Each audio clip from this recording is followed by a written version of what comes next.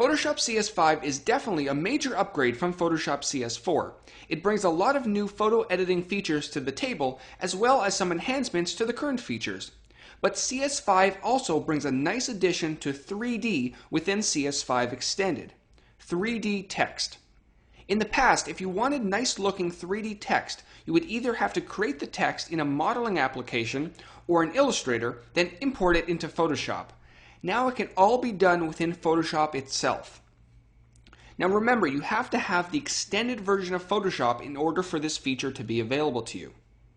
Now let's start by creating a simple text layer. I'm going to make sure to select a nice large font so that I get the best results.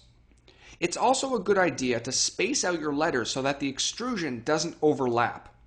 To add spacing to your text, open up the character panel by clicking this button at the top. Then go ahead and increase the tracking until your letters are nicely spread apart. That's looking pretty good. Now we're ready to go.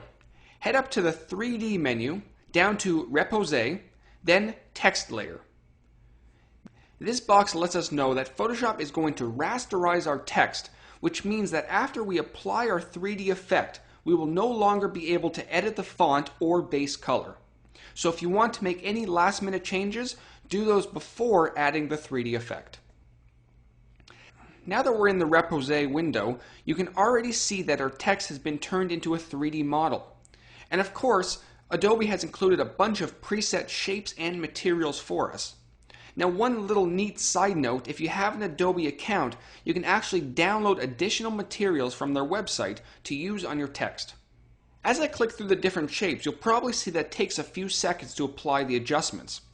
Unlike 2D editing, Photoshop needs a bit of time to render and calculate the 3D space.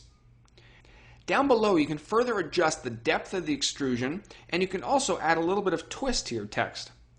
There's a lot you can adjust on your model: lighting, render settings, and the quality of the mesh. But the neatest thing is that because this is an actual 3D model, we can rotate it right in Photoshop. On the left, we have our movement and rotation tools.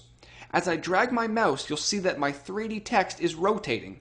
This is very cool. We also have roll, pan, slide, and scale. And once you're happy with the result, click OK to accept the changes. And that's that. 3D text in Photoshop CS5 Extended.